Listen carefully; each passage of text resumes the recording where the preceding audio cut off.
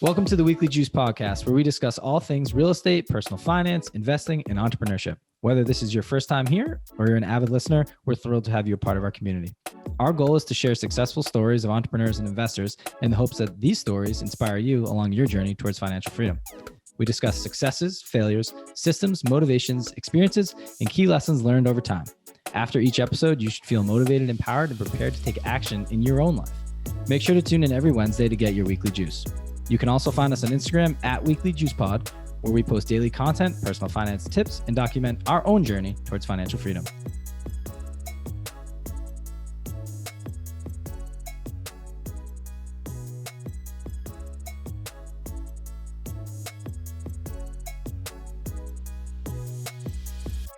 Welcome back to the Weekly Juice. As always, it's your boys, Ryan and Corey here, back with another episode for you. We had on special guest Kyle Stanley, aka Fearless Kyle, as our interviewee today.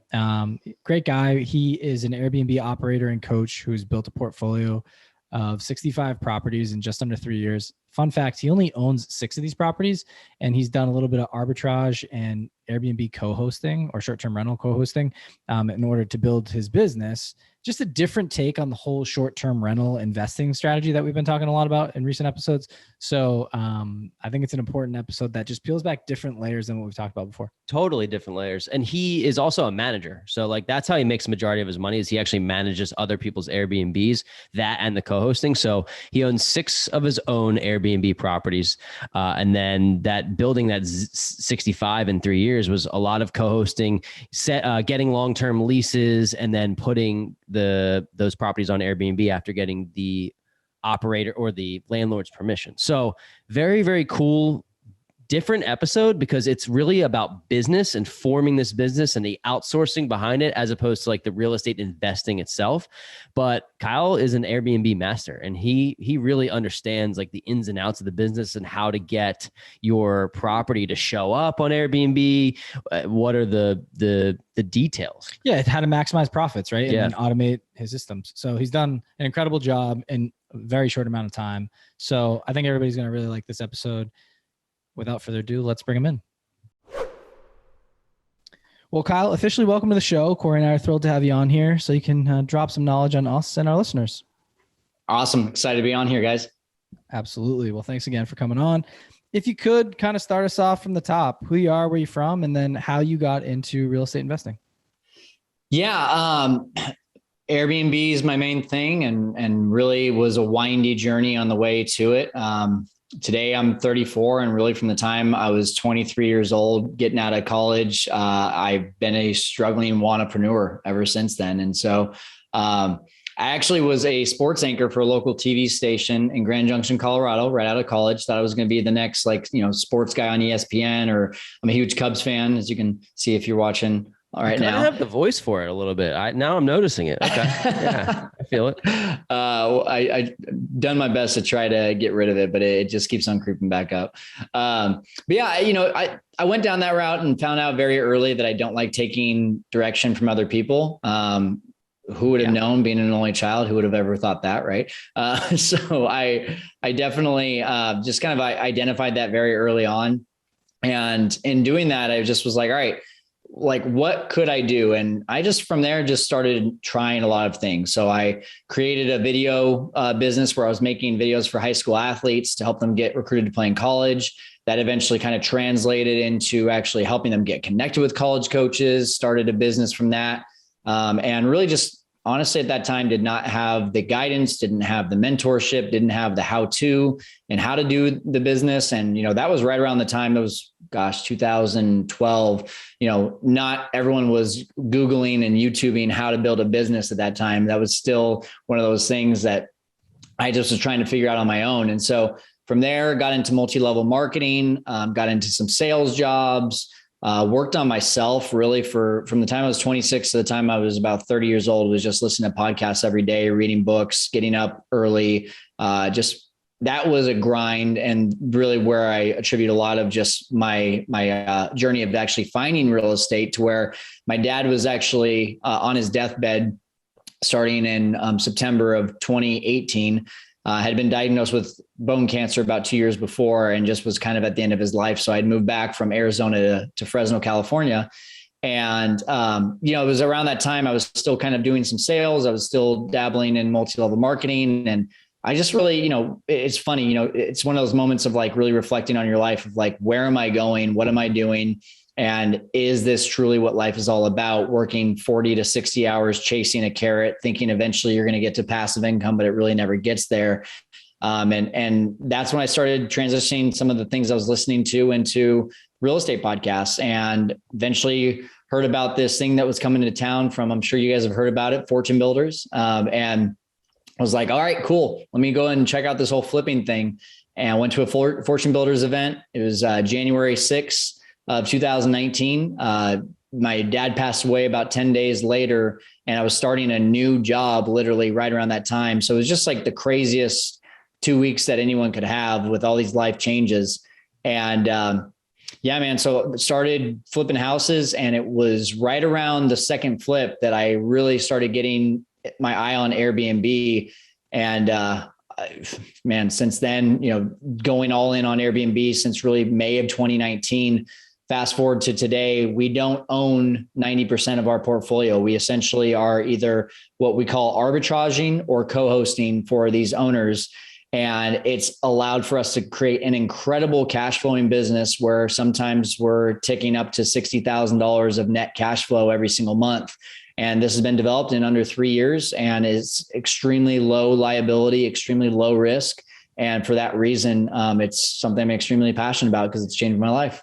Love it. Love it. So it's funny when people say they go all in on Airbnb, the initial thought is like, all right, you accumulated 50 Airbnb properties, you purchased them all, right? But in reality, you created a business around Airbnb. And I know you happen to own some properties too, but maybe just dive into those two facets that you were talking about here, the co-hosting and the managing, how they differ, and kind of give us like the story of how these businesses work and bring in that $60,000 now that you're talking about. Yeah, that's a great question. So just foundationally, keeping things really simple.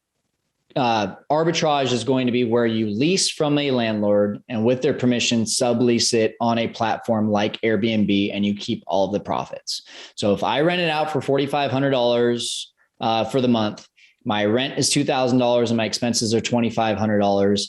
I have netted $2,000 at a property that I do not own.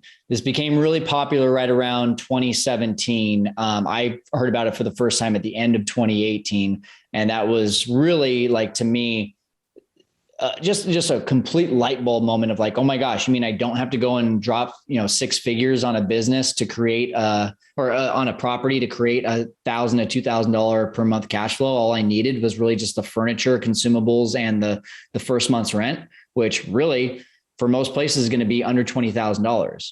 And you're talking about over 100% return year one, and you really start making your great money year two. So that was a light bulb moment for me. Started really running down that path. And before I knew it, people were asking me, what if you went and managed my Airbnb instead of leased it from me? And so that's what co-hosting is. I get paid to set up the property to make it Airbnb ready. And I get paid a percentage every single month, started at 20%. Now I'm at 25% of the gross revenue collected. And so I'm paid based on how I help that property perform.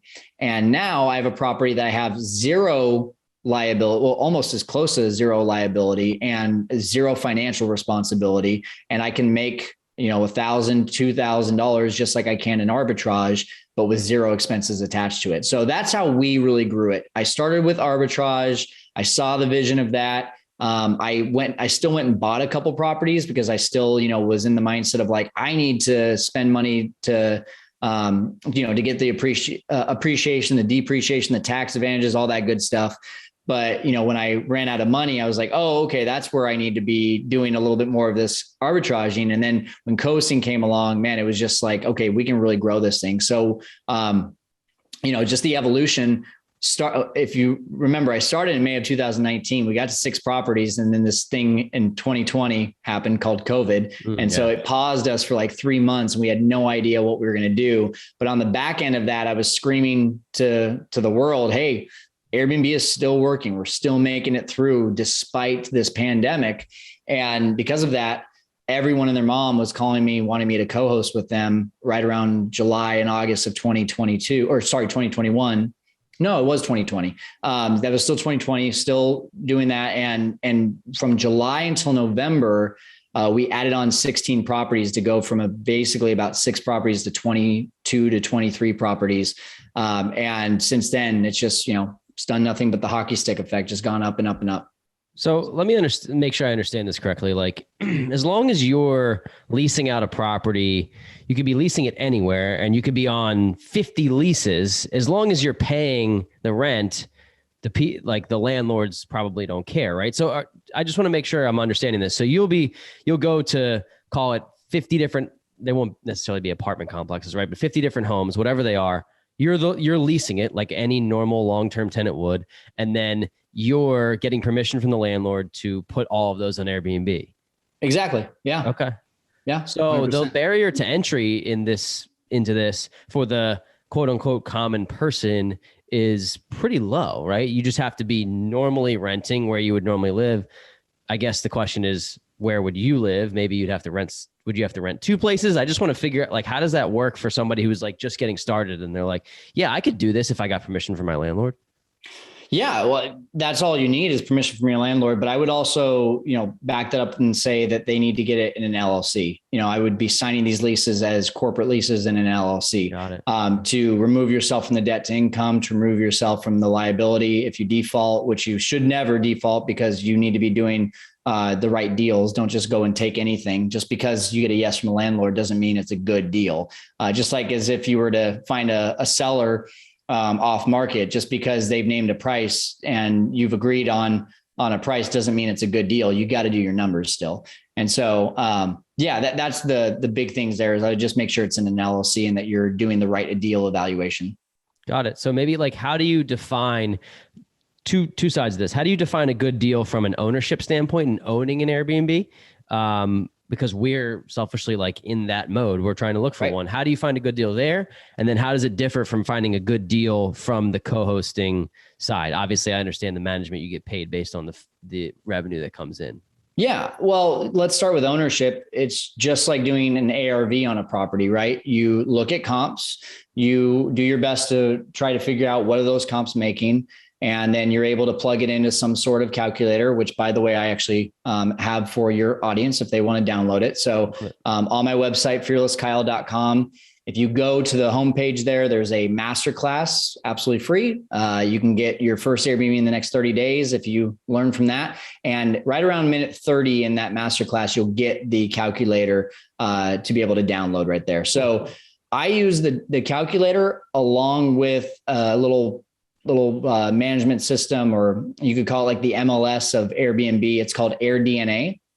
And essentially it'll show you, hey, I've got a property on 123 Main Street, and I can look on Main Street and within half a mile and see, okay, this same property that has 3 bedrooms, 2 baths, is a single family home.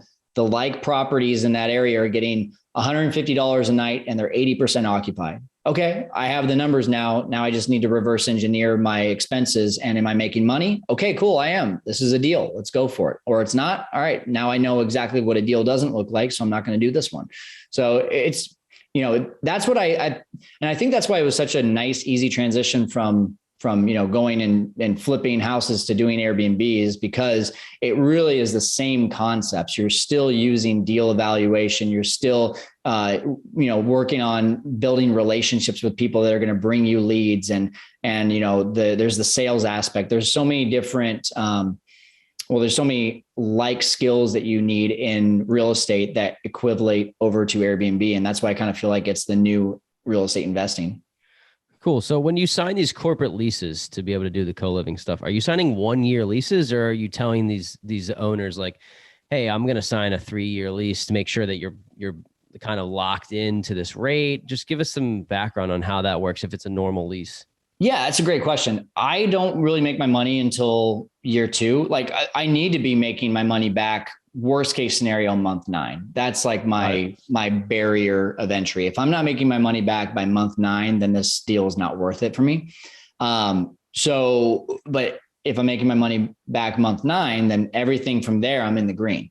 And so that means year 2 really is the big one. So We'll do two-year leases, or we'll do a 1-year lease with a 1-year a 2-year lease with a 1-year evaluation period that gives each of us an out if we need it.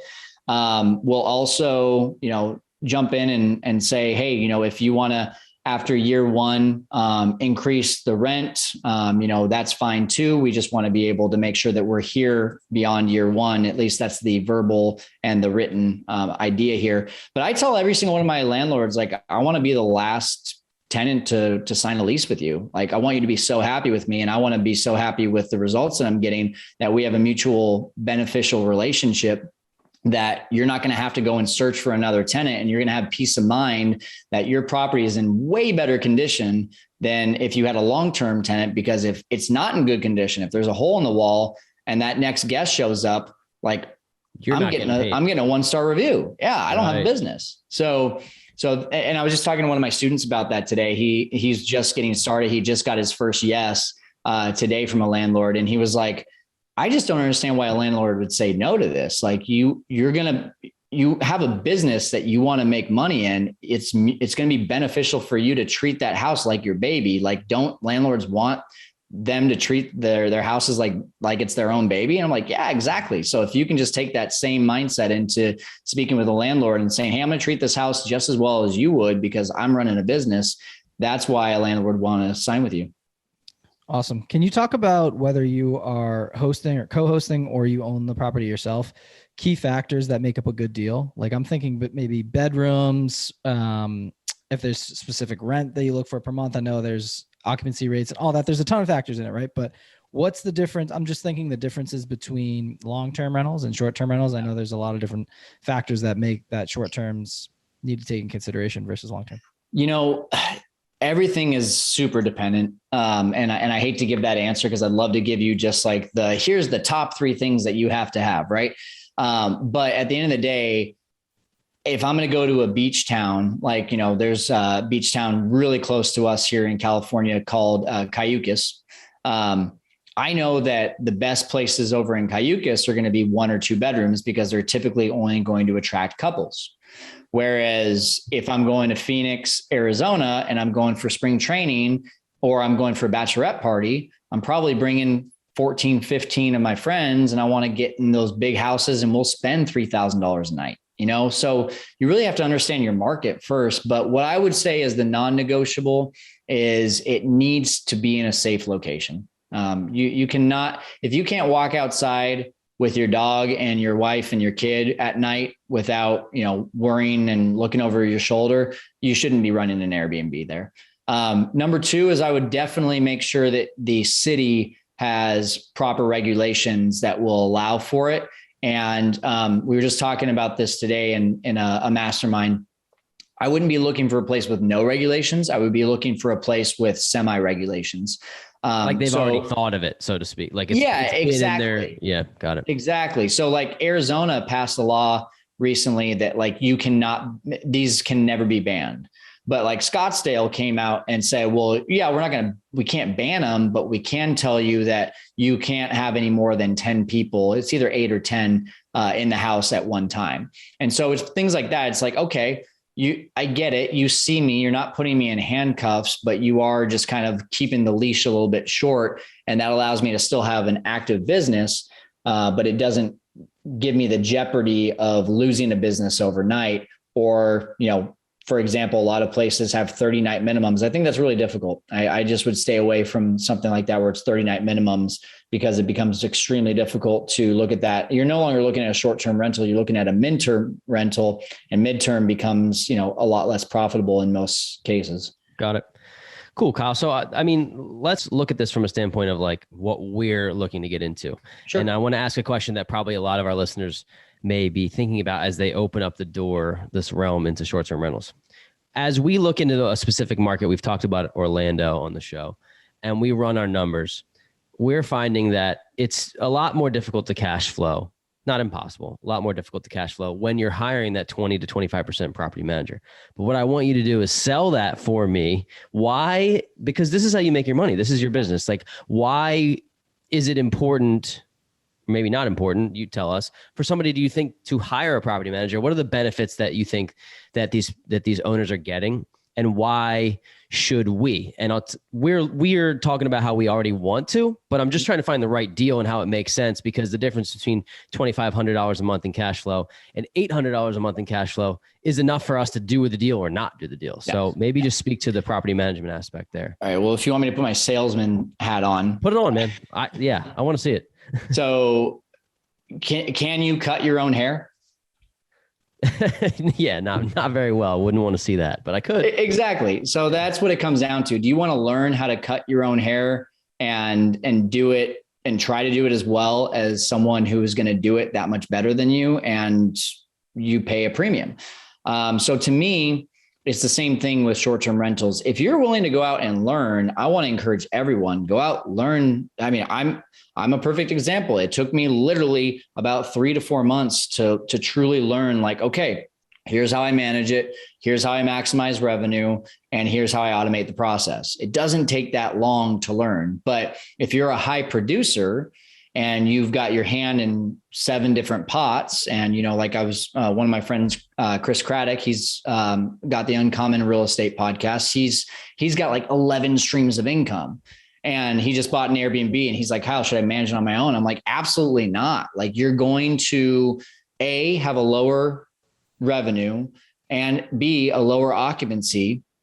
And you're going to put in way more time to make the same or less than if you hired an expert who understands how to be able to get within the Airbnb algorithm, how to be able to create a 5-star experience for repeat guests, how to be able to bring in, going and just hiring cleaners. You're going to have turnover with cleaners. Do you want to manage that turnover with cleaners?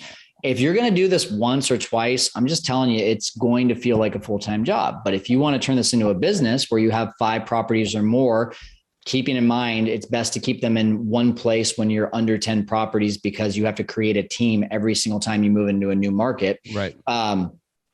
It's best to do, to learn the business at that point, because now you're going to make enough money to be able to hire on internal people that can handle those things for you, rather than paying a premium for the outside people like myself. Okay. So we're going to take some of those, bullet points and ask you to dive a little bit deeper into them. It's like, what are some of those tips for maximizing profits, if you're willing to share? Because that is the name of the game in this business. And we're, like I said before, we're looking to get into this, but I would love to hand this over to somebody else. So not only maximizing profits, but one question before we actually get into that, do you as the manager help hosts and owners furnish the properties as well, or is that portion on the owner? So first, just talk about that, and then talk about the maximizing of the profits and how you do that. Okay. Well, so maximizing the profits, super simple.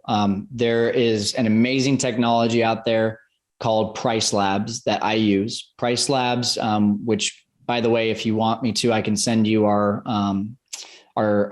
free 30-day trial with that. And yeah, that you get an onboarding training from someone on their team as well. But if you can think about it, when you guys go and book a hotel, or you book an airline, a flight, what are you doing? You're looking on Monday and it's one price. You look on Tuesday, now it's a different price. Wednesday, why are these prices changing? That's called dynamic pricing. So Price Labs is a tool that will literally do that for you based on supply and demand.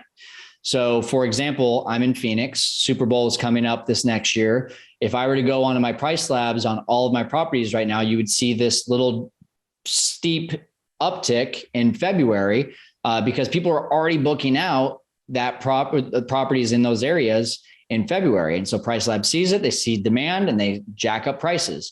On the flip side, if they're like, hey, we're 7 days within vacancy, we're going to drop the price down because obviously this property is not in high enough demand. We needed to drop the price. So increasing occupancy, increasing your rates, and decreasing the amount of time that you have to put into these properties with research of rates and minimum night stays and all that. It's going to essentially, you set it up once and it goes and it does its job again and again and again.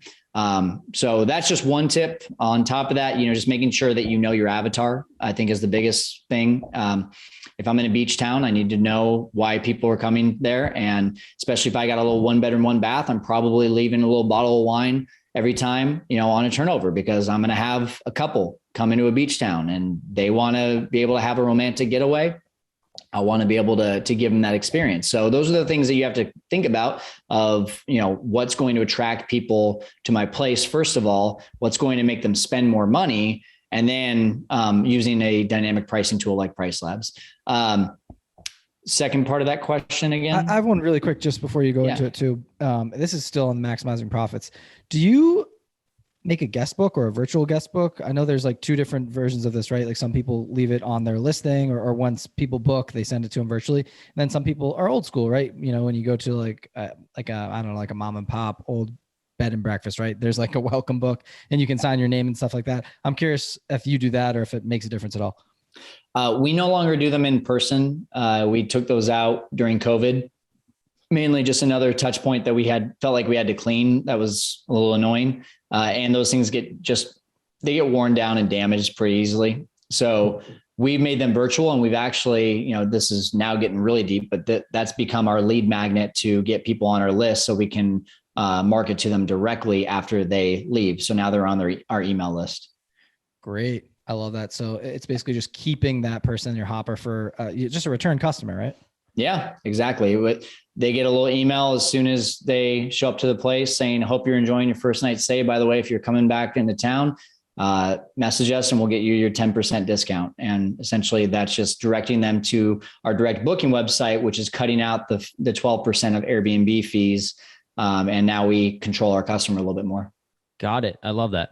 The other question, I remember that what it was is we're talking about, do you help owners furnish the properties? Is that something that you do? And the reason why I asked it is because we're looking at, although you mentioned before on the show, Philadelphia is a good Airbnb market, but we're actually looking to go across the country. And one of the concerns is we need to buy a furnished place because I'm not going to take 7 trips in a month to try to go down there and do it. So just give us some insight there. Yeah, if you're going to hire a management company, that should be part of their services, or at least they should have some sort of interior designer that they're referring you to that comes at a reasonable rate.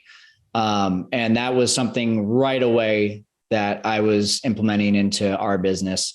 If anyone's out there that's trying to do this on their own, I would just say make a great relationship with an interior designer. Tell them you're going to send them client after client after client, and they need to give their best rates. That will just make you that much more valuable to that client. But as we grew and as we got to 30, 40 properties, we had enough people on our team and we had enough idea of, okay, here's what a good Airbnb looks like from a furnishing standpoint, that we just created some templates and kept it in-house. And we were able to now charge even less to our clients, but because of our labor and costs, we were able to use that as another stream of income for our business. Love it. Okay. Sounds good. What about the automation part of your business? Because I imagine that you're not the person who's taking all the phone calls. Somebody is on Christmas Eve and they're staying in a really nice place and they need to get something. And obviously you can't wait 3 days because it's not a long-term rental. You got to be on top of your shit, because if you're not, they're not going to leave you these 5-star reviews. It's got to feel like this instant thing. So what are some of the ways that you're automating your business? Are you using the VAs as a system? Just talk to that a little bit. Yeah, I put in about 3 to 5 hours in my business per week. I would say 5 hours would be a heavy week. And it's an evolution process. If you're just starting out, so there's some great technologies that automate the majority of the business. I already mentioned one of them, Price Labs. You can now stop spending an hour on your calendar every day and just let it do its job. And on top of that, there's a system called Hospitable. It's a channel manager. There's hundreds of channel managers out there, but Hospitable is the best to start off with. And it's going to automate 80% of guest communication. If you can just imagine for a second, a guest says, hey, we'd like to book your place and we're ready to book. We're trying to book these days. And they get an automated message within 3 minutes that says, hey, I see you're trying to book. Can you please do me a favor and go over the house rules? Make sure that you agree to the house rules. By the way, what's the reason for your stay? And meanwhile, you're having dinner with your family and you're enjoying life, you're doing your thing. And, an hour later, you get to come back and you get to see that the automated message initiated the guest to be able to give their response, to tell why they're coming into town. They agree to the house rules. Okay, cool. I can just click an accept button, and I got to eliminate having to do all this back and forth. I say 80% because, then there's those things that like, hey, we want to know how far we are from the convention center, those random questions that you just don't get very often.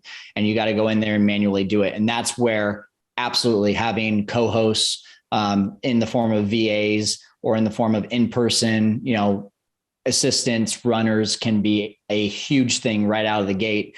And you don't have to, be making tons and tons of money to afford someone like that. I mean, VAs for us, $800 a month. 40 hours of work a when the Philippines.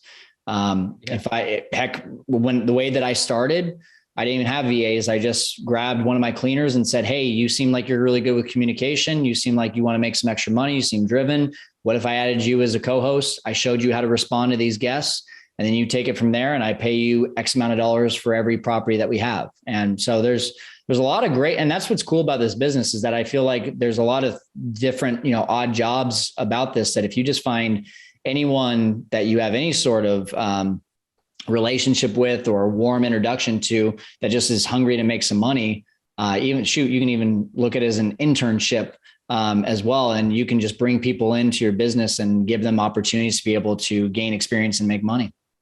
Sounds like outsourcing is the name of this game. Like, 100%. Taking the skill sets that that are needed and finding the people, the who, not how, and plugging them in to let them run this business. Obviously, it takes a lot of trust, but it's pretty cool that you're able to build this.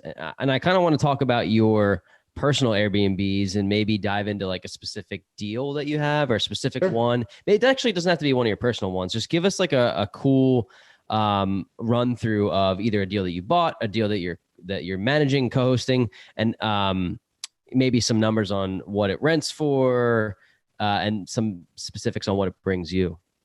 Yeah. And just to your point there, I do want to say that, like, I'm definitely the visionary. I don't like doing the implementation. I just surround myself with really good implementers. And that's why I've been able to do this. But if you are an implementer, you need to really like identify where you're going to draw boundaries for yourself. Because before you know it, you could be putting in 80 hours a week into this business if you're not good at outsourcing things. It's funny you say that, Kyle, because I think of myself as a visionary, and I think of you as both, actually. I think Ryan's like a visionary, but he's better at implementing than me. But I don't think we have a true implementer, like somebody who's like, maybe our producer, actually, he's an implementer. So there you go. But for that business, but I like that you said that. I think it's important to have that balance of, you don't want me being the one to be in the weeds and doing all that stuff. I just wouldn't be good at it. So find that right person.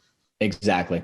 My favorite deal that I have is one that I just moved out of. Why'd you do that? Well, I physically moved out of it because now I'm married and we needed to move out of one that I was Airbnb. But here was the cool thing about it. So this was around property number 6 or 7. And I was really just getting my feet wet with the whole co-hosting thing. And I said, well, what if I could create almost like a faux co-hosting / partnership in a deal? And, as I mentioned, my dad had passed away. I was still living at home, helping my mom with the transition. I knew I needed to get out of there. I was going to drive myself crazy. So I was looking at how to be able to buy a house. But my big thing was I've kind of, spoiled myself by doing this Airbnb thing and living at home for the last year for free. I just don't want to pay to live somewhere. And so what I did was I found the property. It was a 3-bedroom, 1-bath. And it had a 1-bedroom, 1-bath mother-in-law unit in the back. I ran the numbers, and by living on the property in the 1-bedroom, 1-bath and renting out the home in the front, I was going to be cash positive every month. So then I went one step further and I said, well, there's this little workshop in the back of that house that could be converted to another little studio. So why don't we do that? So I ran all these numbers. I presented it to an investor. I said, listen, if you put all the money up front to convert this back unit and to furnish the place, which ended up being about $70,000, I'll give you 25% of the equity and you'll have a 25% guaranteed note return. He was getting essentially about $1,500 of cash flow every month and has 25% equity in the property. These are rough numbers. We bought it for $339, did those renovations, waited 2 years during, as you know, one of the peak times to own real estate, refinanced it. And I got him off that note, out of the equity. He no longer is a partner in it. When we refinanced for $575. So that was $245,000 of equity that we earned over the course of 19, 20 months. So I was able to get him to pay to get me to live for free. I was still cash flowing. He was making money. He made a crazy good return in 2 years. I want to say it was 60% cash on cash returns over 2 years. And now I have over $200,000 of equity in a home that I have no money in. And when I moved out, I put in one of my cleaners who needed a place to live in the unit that I was in. And now we're cash flowing at that property about $2,500 a month. So, whoa. So yeah, funny thing about this is it sounds like to me, like I didn't catch at any point in time that you said that you had to fork up any money. Like, I mean, obviously like maybe during, if you had some repairs and stuff, but like you didn't put up any money to get into this. They fronted it for the renovations and everything. I guess the down payment initially, did you put up? I will say because of COVID, he got freaked out a little bit and I ended up putting up furniture for the main house. So it ended up being like $12,000. So that was not originally sorry to cut you off. I'm just like, my head is spinning to get $245,000 worth of equity. Yeah. And cash flow on top of that during the time while you were living there. Yeah. So it's like a house hack, short-term rental on steroids. Yeah, it was bonkers. And the crazy thing is, like, he kept on telling me in the deal, he's like, like I'm robbing you right now, right? And I'm like, yeah, but I'm also making great money. So like, this is just a crazy good win-win. He's like, yeah, but you could just go refinance and get like the money a lot cheaper. And so you can tell that I had a really good relationship with this investor. And that was eventually why we refinanced this, because he was like, dude, you just need to get me off this deal. He's like, I'm going to be happy. You're going to be happy. And so we did. So it was, yeah. And then you also clearly created a good relationship with this cleaner. So you're giving this cleaner a place to stay that's close to some of the properties that he or she may be cleaning.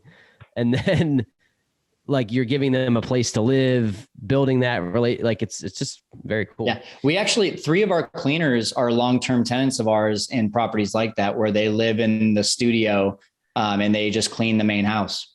I was going to say, so that they're probably more willing to, I don't know if you're the only person they work for, probably not. They're probably more willing to respond to your inquiries, being that they have this relationship built. But go ahead, Ryan. Well, we keep talking about cleaners. And I just think about your whole team, right? To get this thing running efficiently. Can you talk to building one's team, their short-term rental team, and like how people can go about doing this efficiently, and maybe also talk to the most important players on the team? I'm thinking, definitely probably number one would be that cleaner, but what else is there? Yeah. I mean, for me, a cleaner is the most important person in terms of a role, because I don't have a business if I don't have a cleaner. But in regards to automating this and outsourcing it, I needed to clone and replace myself. Like I need someone thinking the exact same way as me so that they're not bugging me with decisions. And that was the first person I ever got. So I find that if you can find really good cleaners, you can graduate them to new tasks and new positions in the company. And that's, our top 3 people, our admin in our company, my employees, the 3 employees that we have all started off as cleaners. And one of them is my CEO today. The other one is my cleaning manager. And the other one is our quality control manager. And so they all have essentially started off just saying, hey, yes, sir, no, sir. And just really were able to prove themselves as I just gave them more responsibilities, higher pay, to where I eventually said, okay, we want to bring you on as an employee and here's what I expect. And now, it's kind of funny, all 3 of them responded to a little post I had on Facebook saying, hey, looking for people to help me with my Airbnb business who wants to, get their hands dirty and clean some houses. And that Kyle is the best story because it allows people to get in early, learn what you do, learn the business, build their way up, and also like learn how everything works and how you want it to function, as opposed to you trying to go out later when your business is already established and try to hire some CEO who thinks they know everything about what they're doing. Not that there's anything wrong with that either, but you're probably paying them significantly more. Or if you're not, great, because you have this young person that you've brought up in your own system. So I think that there's oftentimes the best people that know how to run businesses are the people that did the smallest tasks in the beginning to learn the ins and outs. So yeah, well, and it's to do a sports reference, right? Like if I have someone who's a high school baseball player and I'm coming in and that's the first time I'm coaching them, I'm having to unteach them all these bad habits that they have. Whereas if I can start with them at the age of 5 and just take them all the way up, I get to control not control, but I get to mold and get to show them the best way to be able to work into the way that I think it should be done. And so that to me 100% is on top of that, I'm just big on leadership. I'm, like I mentioned earlier, I'm big on self-development. And I think the number one way that you build a great team is by showing them that they're a part of something bigger than themselves. And they're also a part of something that they can grow in.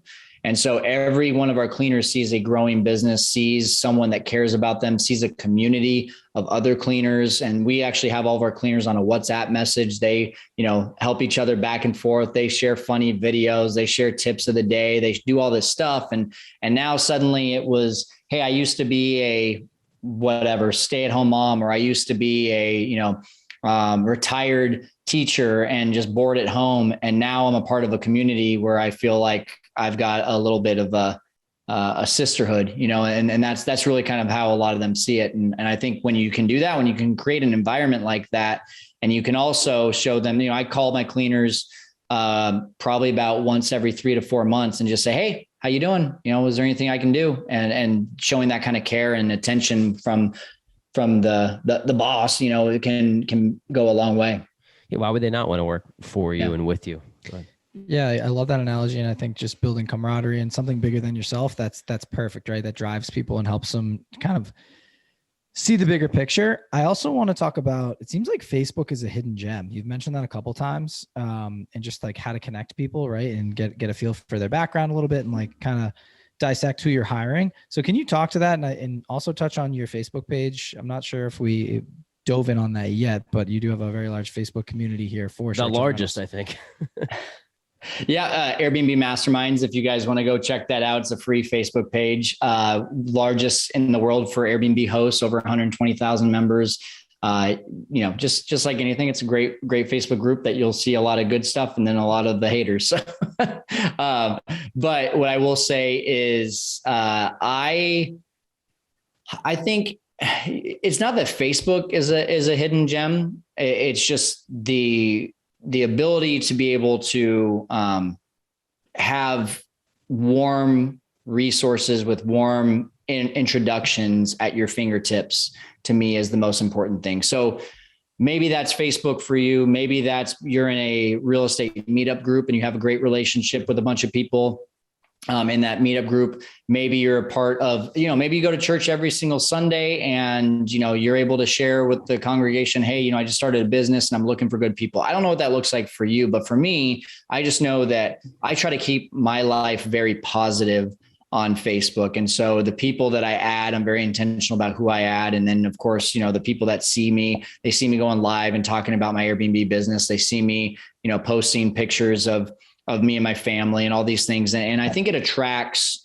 the right kind of person I'm looking for. So I feel very comfortable going onto Facebook and saying, hey, looking for new cleaners. And that's been our main source of all of our cleaners, has been just social media. And we used to use Facebook Marketplace, but recently I think they took down the ability to post jobs on Facebook Marketplace, because we tried that a few times in the last few months and haven't seen that change, or just saw that change. But I realize that's not super duplicatable. So to me, if you are trying to go out there and do this, Turnover B&B is actually a really good resource. You can find anyone wanting to clean your short-term rental that they'll bid on what they would want to charge you for that. And that's a great place to be able to not only find cleaners, but also automate the cleaning process. And then, I would just really join other types of groups. If you're going to get serious about this, I would join BNI groups. I would join Chamber of Commerce groups. I would get into real estate meetup groups. And you'll find just by doing that someone's got a daughter who just graduated from college and is looking for a transition and wants to make a little bit of money on the weekdays while she's trying to figure things out. And there's a potential cleaner for you, just the more people, Really like it. One last thing I want to touch on before we wind down the show. Tips and tricks for maximizing the algorithm and optimizing listings. Because I know, right, there's a whole schematics behind this thing, right? Yeah. You don't just magically pop up on Airbnb and you always have the prettiest listings, right? So can you talk to tips and tricks for people to get their listing to the top of the algorithm and kind of keep chugging along these bookings over and over? Yeah. So let's walk through the journey really quick of booking an Airbnb. So have either one of you booked an Airbnb recently? Yeah. Oh, okay. Yeah. To visit? Yes. Okay. We both did for separate bachelor parties. Yeah. Cool. Nice. So you identify the location, right? We're going to go, let's just call it, which location do you guys Pocono go to? Mountains. That's where I'm going this weekend. Austin, baby. Texas. Use Austin, Texas. Austin. Okay. Austin. So you already know Austin, right? Did you and your group kind of define like, hey, here's the budget we're looking at before going on Airbnb? Or yeah, there was like this kind of a poll that went out that was saying, okay, do you guys want to spend 200 each a night, 400 each a night, 600 each a night? That was kind of how it went out. Yeah. Okay. So just for the sake of it, hey, we're cool with $1,000 per night Airbnb. So you're able to go to Austin, Texas. You're able to set your adjustment to $1,000 or less per night, and now call it, 1,000 places pop up. The reason that the first 10 to 20 that you see are there is they have a few different things in common. They have high quality pictures. They have great reviews. They're either a brand new host that has, Airbnb loves brand new hosts. They want to get them wins right away. You'll see people all the time. I post my place on Airbnb and I couldn't believe it. I had 5 bookings in the first 24 hours. Airbnb wants to push those to the top.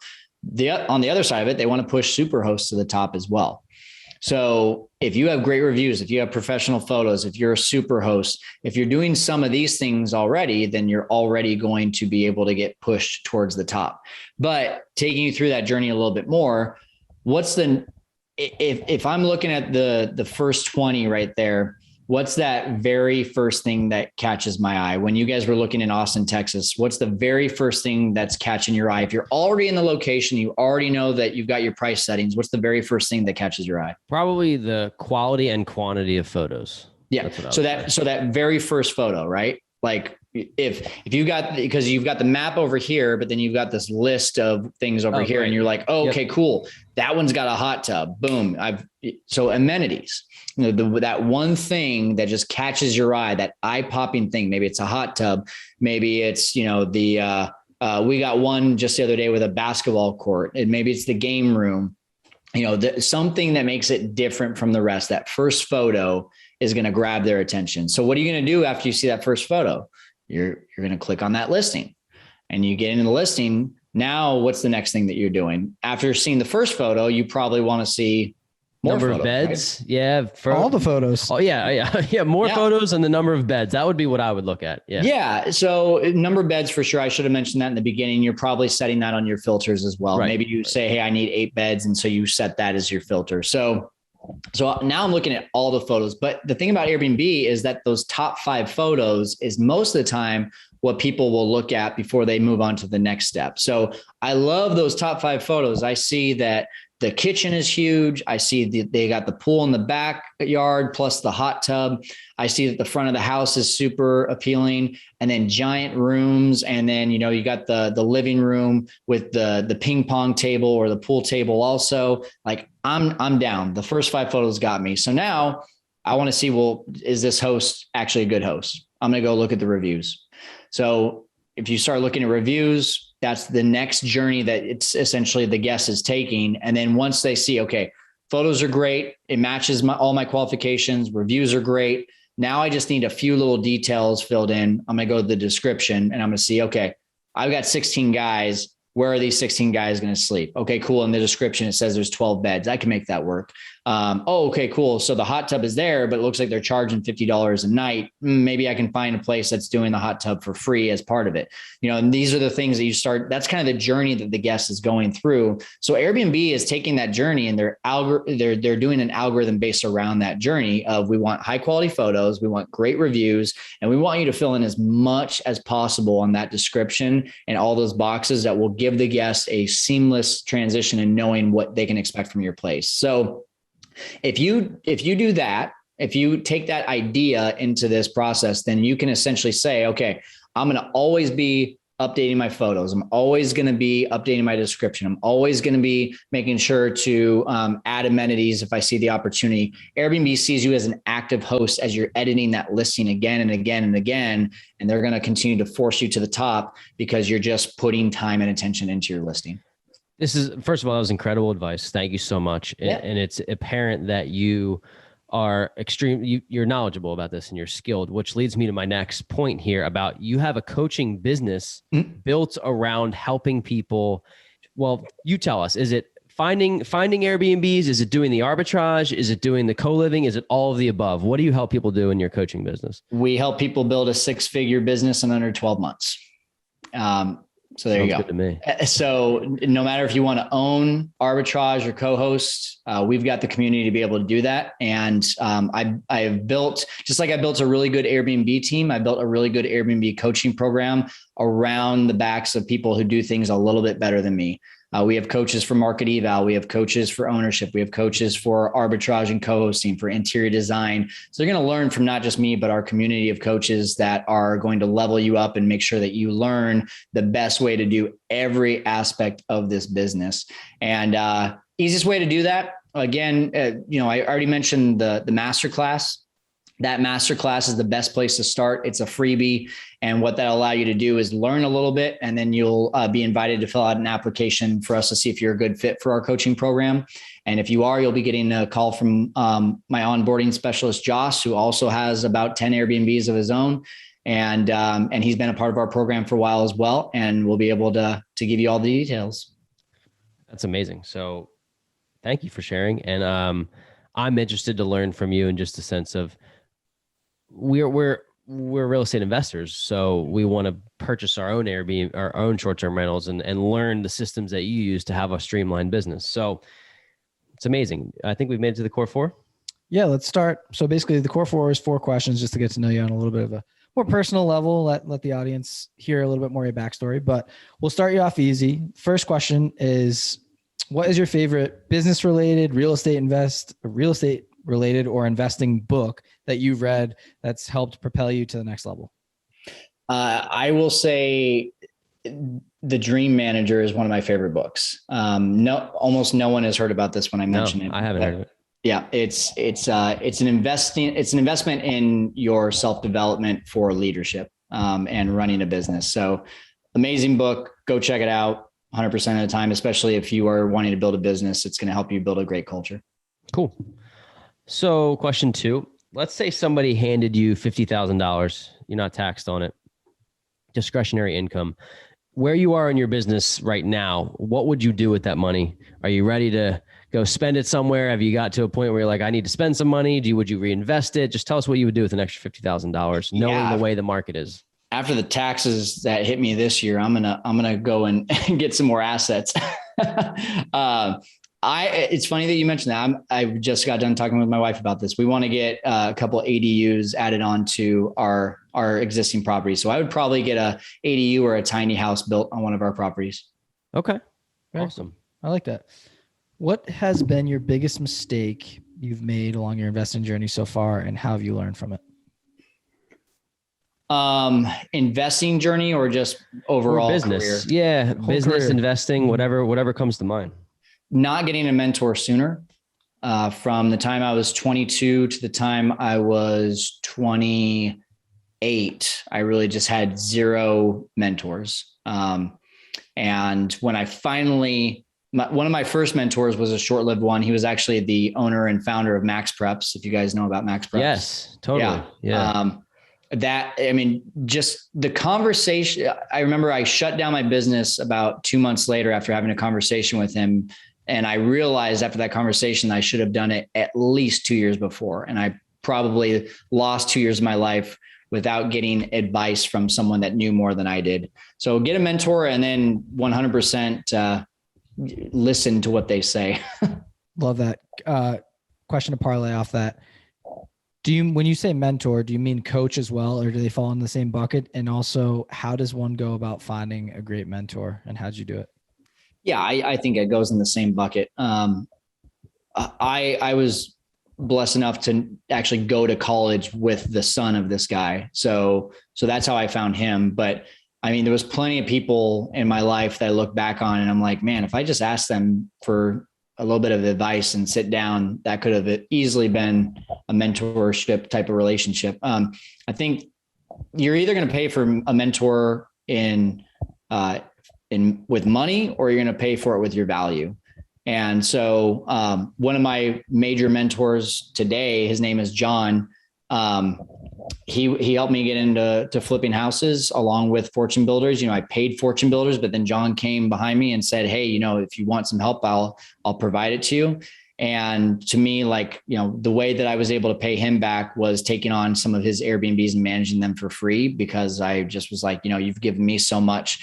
I feel like giving this back to you. And so just identify where your strengths are.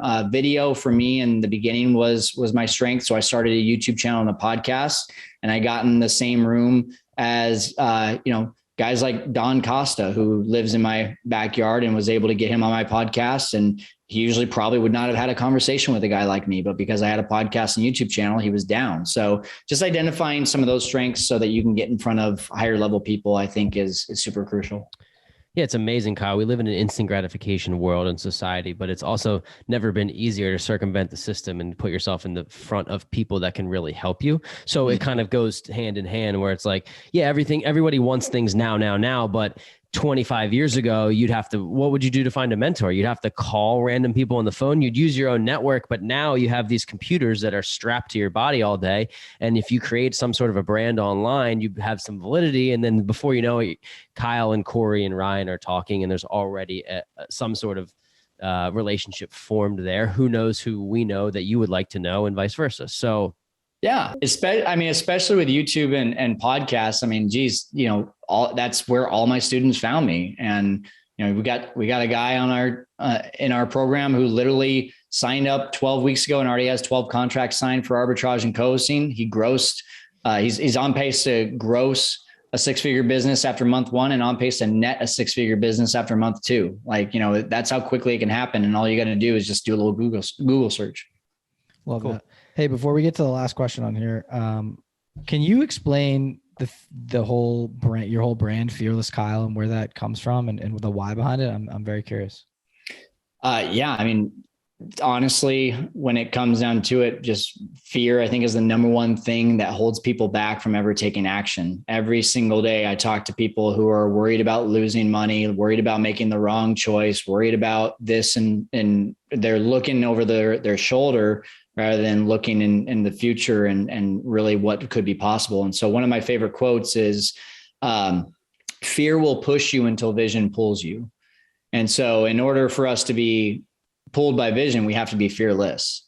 And so I started off in real estate, as you guys know, so it was fearless flipping. And then I don't really talk about flipping anymore. So now it's the Fearless Investor, is the name of my podcast and YouTube channel. So I just think that, and I'm a victim of this too. It's you start accumulating, you start, getting really good at something, and you're tempted to look over your back. What if, but you have to keep on striving for, no, it's not about what if, it's absolutely about what's in front of you and what you can accomplish.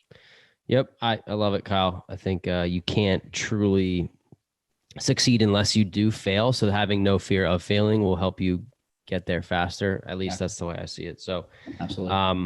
Awesome. The last question of the core four is, what do you want your legacy to be? I imagine that you are doing what you're doing for some sort of reason, right? What do you wake up every day? What gets you motivated to build this business the way that you have? Yeah. We get in the rooms with masterminds and, it seems like no matter what room you're in, you've got just a bunch of achievers, and sometimes they've got this nailed down and sometimes they don't. And, this to me is something I'm still trying to put fully into words. But what I do know is after I got to about $10,000 of net income per month, I asked myself that question. And I just think it would be selfish for me to not keep going. Like my CEO would not have a full-time job. She would not, she made $7,000 a couple months ago. Again, she's paid based on performance. And she hit me up and she said, if we didn't have this money this month, I have no idea what I would have done, because my husband just got laid off and we got 2 kids, And so had I stopped at $10,000 of net income, what she'd be making? She'd be making like $1,000 a month. And then she would have to be looking for other jobs. And so it's just things like that I just feel like, man, if you're going to start a business, you're going to get to a certain point where you fulfill your own needs, but now it becomes about fulfilling those that are around you. Same reason I started the coaching program is because people just kept asking me for help. And it's like, I would feel completely selfish to not share this as an opportunity to help other people. And yeah, I got to charge people because it's my time and I value my time. But at the same time, now we're creating opportunities for other people to level up around us. So I guess that's the legacy. As long as people level up around me, I had to say it out loud to really figure this out. But as long as I'm leveling up people around me, that's the legacy that I want to live. It's very admirable. I like that a lot. Yeah. And I think that's a similar reason why we're continuing to do the podcast, aside from the fact that we love it, but we're getting to your episode 107. And now we feel like we have the civic duty to continue to share our story, continue to bring cool people on. We look at we posted a review on our Instagram today, and I'm like, people love what we're doing. We have to keep going. Like it's a beautiful thing. Whatever this is that we've created, it feels good. So it's so needed. Fun, real quick one for you guys today, but we're sitting down on my W-2 today and we're just going around. We had some lull times. I guess the next stage of what we were doing, someone was in a meeting and we had some downtime, and we got on the topic of financial planning, 401ks. And there's a couple of young people on my team that are just like right out of college, like 22 to 26 ish age. And none of them knew how to set up their 401k or what to invest at work. And I went down one by one to each person's desk and walked them through like the why you need to set this up, why you need to do the employer match, what you should potentially invest in. Because like I work with these people every day, and I felt the civic duty, as you said. I'm like, they're screwed. They're just going to wait 5 more years to set this up, lose so much on their time horizon. And so it blew my mind, and it really showed me once again, to Corey's point, is like, this is so needed, and people have a lack of information, and a lot of people just don't do anything. Like there's like, oh, I'll just push it down the line. And then you never really realize what you're missing out on and what you're giving up by not doing things sooner. So kind of basically back to your business, right? You could have done something 2 years sooner had you not got the coach and a lot of things like that. So I just think about time and the one thing that we can't get back. And it made me feel good and whole, right? To level up those around me. I'm like, it's just one little tiny thing I did for them, but I know they'll look back in 10 years and be like, holy crap. Thank God Ryan told me to set this thing up, because I would have missed out on all this free money with employer match. So just a quick one, but I did my duty for today. So I felt good. That's good stuff, man. Good job. Okay. We've made it to the last drop.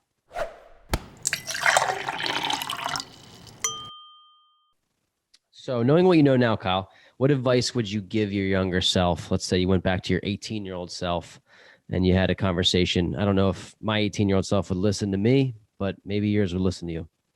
I learned about passive income.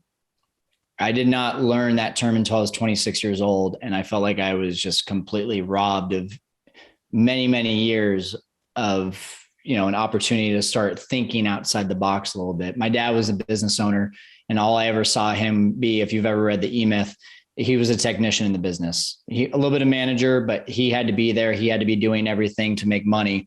And so I just always thought, okay, business owner is nice because you don't have to answer to people, but you still have to work 50 to 60 hours a week.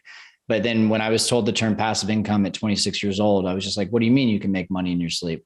What do you mean you can accumulate wealth by buying something today and then it grows in value tomorrow? So Yeah. And that's become a passion of mine. I really, I keep talking about it. I want to start this, but one of the missions that I'm on is to start essentially whatever you want to call it. It's probably not a nonprofit, but just, an education system where I don't get paid. I just do it for free. And I go to high school, athletes and, young athletes that are just all they're thinking about is how I'm going to get to the majors, how I'm going to get to pros, and not thinking about what they're going to do in terms of financial literacy. And I want to teach that at a younger age. Beautiful.